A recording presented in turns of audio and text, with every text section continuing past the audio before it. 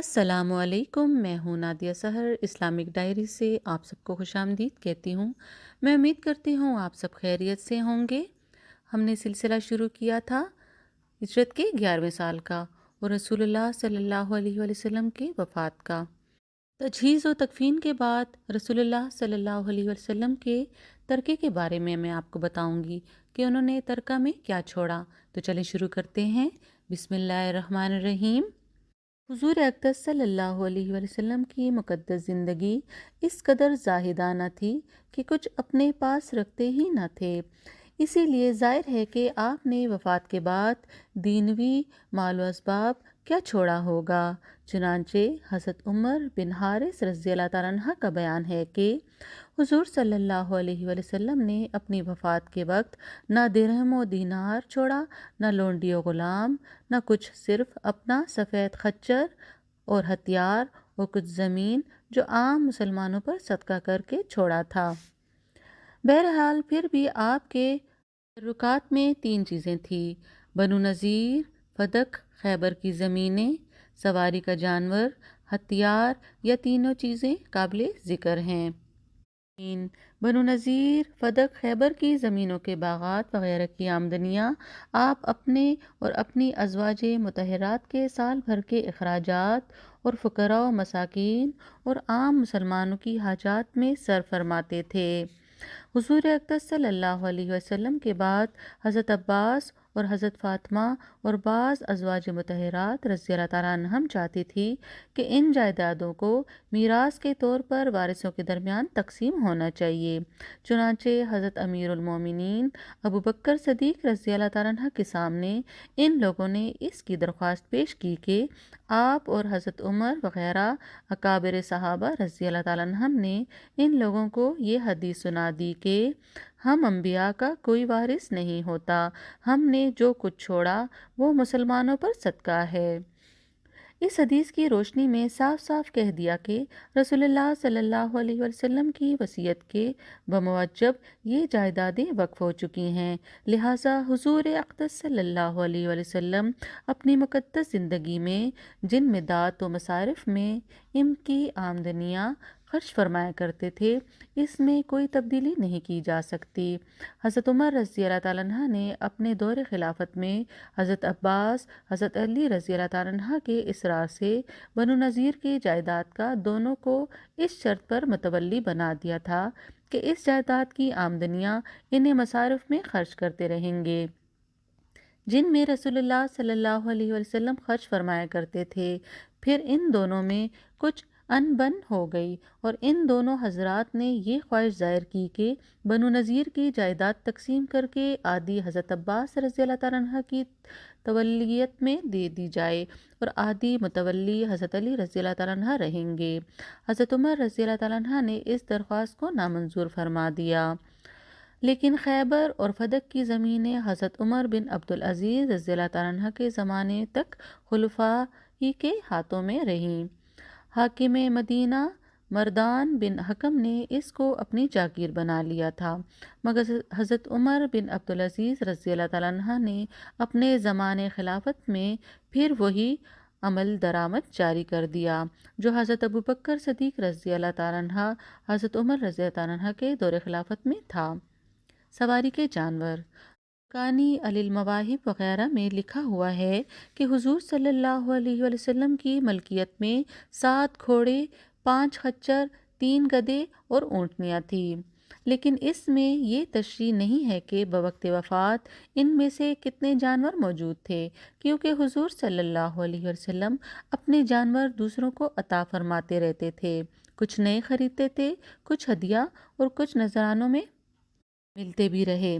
بہرحال روایات صحیحہ سے معلوم ہوتا ہے کہ وفات اقدس کے وقت جو سواری کے جانور موجود تھے ان میں ایک گھوڑا تھا جس کا نام لہیف تھا، ایک سفید خچر تھا جس کا نام دلدل تھا، یہ بہت ہی عمر دراز ہوا۔ حضرت امیر معاویہ رضی اللہ تعالیٰ عنہ کے زمانے تک زندہ رہا، اتنا بوڑھا ہو گیا تھا کہ اس کے تمام دانت گر گئے تھے اور آخر میں اندھا بھی ہو گیا تھا۔ ابن عساکر کی تاریخ میں ہے کہ حضرت علی رضی اللہ تعالیٰ عنہ بھی جنگ خوارج میں اس پر سوار ہوئے تھے۔ زرقانی ج 3 صوت 389۔ ایک عربی گدھا تھا جس کا نام افیر تھا، ایک اونٹنی تھی جس کا نام ازبا اور کسوا تھا۔ یہ وہی اونٹنی تھی جس کو بوقت ہجرت آپ نے حضرت ابوبکر صدیق رضی اللہ تعالیٰ عنہ سے خریدا تھا۔ اس اونٹنی پر آپ نے ہجرت فرمائی اور اس کی پشت پر حجۃ الوداع میں آپ نے عرفات و منی کا خطبہ پڑھا تھا۔ ہتھیار: چونکہ جہاد کی ضرورت ہر وقت درپیش رہتی تھی، اس لیے آپ کے اسلحہ خانہ میں 9 یا 10 تلواریں، 7 لوہے کی زرہیں، 6 کمانیں، 1 تیر دان، 1 ڈھال، 5 برچیاں، 2 مغفر، 3 جبے، 1 سیاہ رنگ کا بڑا جھنڈا، باقی سفید و زرد رنگ کے چھوٹے چھوٹے جھنڈے اور ایک خیمہ بھی تھا۔ ہتھیاروں میں تلواروں کے بارے میں حضرت شیخ عبدالحق محدث دہلوی علیہ الرحمہ نے تحریر فرمایا کہ مجھے اس کا علم نہیں کہ یہ سب تلواریں بیک وقت جمع تھیں یا مختلف اوقات میں آپ کے پاس رہیں۔ مدارج النبوت جیم 3 صوت 595۔ ظروف و مختلف سامان: ظروف اور برتنوں میں کئی پیالے تھے، ایک شیشے کا پیالہ بھی تھا، ایک پیالہ لکڑی کا تھا جو پھٹ گیا تھا، تو حضرت انس رضی اللہ تعالیٰ عنہ نے اس کے شگاف کو بند کرنے کے لیے ایک چاندی کی زنجیر سے اس کو جکڑ دیا تھا۔ چمڑے کا ایک ڈول، ایک پرانی مشک، ایک پتھر کا تغار، ایک بڑا سا پیالہ جس کا نام السا تھا، ایک چمڑے کا تھیلا جس میں آپ آئینہ، قینچی، مسواک رکھتے تھے، ایک کنگھی، ایک سرما دانی، ایک بہت بڑا پیالہ جس کا نام الغراہ تھا، سا اور مدود ناپنے کے پیمانے تھے۔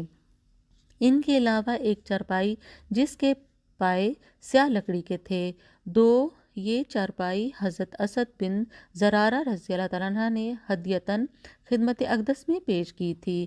بچھونا اور تکیہ چمڑے کا تھا جس میں کھجور کی چھال بھری ہوئی تھی۔ مقدس جوتیاں: یہ حضور صلی اللہ علیہ وسلم کے اسباب و سامان کی ایک فہرست ہے جن کا تذکرہ احادیث میں متفرق طور پر آتا ہے۔ تبرکات نبوت: حضور صلی اللہ علیہ وسلم کے ان متبرکہ سامانوں کے علاوہ بعض یادگاری تبرکات بھی تھے جن کو عاشقان رسول فرط عقیدت سے اپنے اپنے گھروں میں محفوظ کیے ہوئے تھے اور ان کو اپنی جانوں سے زیادہ عزیز رکھتے تھے۔ چنانچہ منہ مبارک، نالین شریفین، ایک لکڑی کا پیالہ جو چاندی کے تاروں سے جوڑا ہوا تھا۔ حضرت انس رضی اللہ تعالیٰ عنہ نے ان تینوں آثار متبرکہ کو اپنے گھر میں محفوظ رکھا تھا۔ اسی طرح ایک موٹا کمبل حضرت بی بی عائشہ رضی اللہ تعالیٰ عنہ کے پاس تھا، ان کو وہ بطور تبرک اپنے پاس رکھے ہوئے تھیں اور لوگوں کو اس کی زیارت کراتی تھی۔ چنانچہ حضرت ابو بردہ رضی اللہ تعالیٰ عنہ کا بیان ہے کہ ہم لوگوں کو حضرت بی بی عائشہ رضی اللہ تعالیٰ عنہ کی خدمت مبارکہ میں حاضری کا شرف حاصل ہوا تو انہوں نے ایک موٹا کمبل نکالا اور فرمایا کہ یہ وہی کمبل ہے جس میں حضور صلی اللہ علیہ وسلم نے وفات پائی۔ حضور صلی اللہ علیہ وسلم کی ایک تلوار جس کا نام ذوالفقار تھا حضرت علی رضی اللہ تعالیٰ عنہ کے پاس تھی، ان کے بعد ان کے خاندان میں رہی، یہاں تک کہ یہ تلوار کربلا میں حضرت امام حسین رضی اللہ تعالیٰ عنہ کے پاس تھی۔ اس کے بعد ان کے فرزند و جانشین حضرت امام زین العابدین رضی اللہ تعالیٰ عنہ کے پاس رہی۔ چنانچہ حضرت امام حسین رضی اللہ تعالیٰ عنہ کی شہادت کے بعد جب حضرت امام زین العابدین رضی اللہ تعالیٰ عنہ یزید بن معاویہ کے پاس سے رخصت ہو کر مدینہ تشریف لائے تو مشہور صحابی حضرت مصور بن مخرمہ رضی اللہ تعالیٰ عنہ حاضر خدمت ہوئے اور عرض کیا کہ اگر آپ کو کوئی حاجت ہو یا میرے لائق کوئی کار خدمت ہو تو آپ مجھے حکم دیں، میں آپ کے حکم کی تعمیل کے لیے حاضر ہوں۔ آپ نے فرمایا مجھے کوئی حاجت نہیں۔ پھر حضرت مصور بن مخرمہ رضی اللہ تعالیٰ عنہ نے یہ گزارش کی کہ آپ کے پاس رسول اللہ صلی اللہ علیہ وسلم کی جو تلوار ذوالفقار ہے، کیا آپ وہ مجھے عنایت فرما سکتے ہیں، کیونکہ مجھے خطرہ ہے کہ کہیں یزید کی قوم آپ پر غالب آ جائے اور یہ تبرک آپ کے ہاتھ سے جاتا رہے، اور اگر آپ نے اس مقدس تلوار کو مجھے عطا فرما دیا تو خدا کی قسم جب تک میری ایک سانس باقی رہے گی ان لوگوں کی اس تلوار تک رسائی بھی نہیں ہو سکتی۔ مگر حضرت امام زین العابدین رضی اللہ تعالیٰ عنہ نے اس مقدس تلوار کو اپنے سے جدا کرنا گوارا نہیں فرمایا۔ آپ کی انگوٹھی اور عصائے مبارک پر جانشین ہونے کی بنا پر خلفائے کرام حضرت ابوبکر صدیق، حضرت عمر فاروق، حضرت عثمان غنی رضی اللہ تعالیٰ عنہم اپنے اپنے دور خلافت میں قابض رہے، مگر انگوٹھی حضرت عثمان رضی اللہ تعالیٰ عنہ کے ہاتھ سے کنویں میں گر کر ضائع ہو گئی۔ اس کنویں کا نام بیراریس ہے، جس کو لوگ بیر خاتم بھی کہتے ہیں، اور عصائے مبارک اس طرح ضائع ہوا کہ حضرت امیر المومنین عثمان غنی رضی اللہ تعالیٰ عنہ اسی مقدس عصائے نبوی کو اپنے دست مبارک میں لے کر مسجد نبوی کے ممبر پر خطبہ پڑھ رہے تھے کہ بالکل ناگہاں بدنصیب جہیجہ غفاری اٹھا اور اچانک آپ کے ہاتھ سے اس مبارک تبرک کو لے کر توڑ ڈالا۔ اس بے ادبی سے اس پر یہ قہر الہی ٹوٹ پڑا کہ اس کے ہاتھ میں کینسر ہو گیا اور پورا ہاتھ سڑ گل کر ٹوٹ پڑا اور اسی عذاب میں وہ ہلاک ہو گیا۔ اسی قسم کے دوسرے اور بھی تبرکات نبویہ جو مختلف صحابہ کرام کے پاس محفوظ تھے، جن کا تذکرہ احادیث اور سیرت کی کتابوں میں جا بجا متفرق طور پر مذکور ہے، اور ان مقدس تبرکات سے صحابہ کرام اور تابعین اعظام کو اس قدر والہانہ محبت تھی کہ وہ ان کو اپنی جانوں سے بھی زیادہ عزیز رکھتے تھے۔ میں امید کرتی ہوں میرا آج کا ایپیسوڈ آپ کو ضرور پسند آئے گا، تو میری ویڈیو کو لائک کریں، شیئر کریں، میرے چینل کو سبسکرائب کریں۔ اپنا بہت زیادہ خیال رکھیے گا، دعاؤں میں یاد رکھیے گا۔ آپ سب کا بہت شکریہ۔ اللہ حافظ۔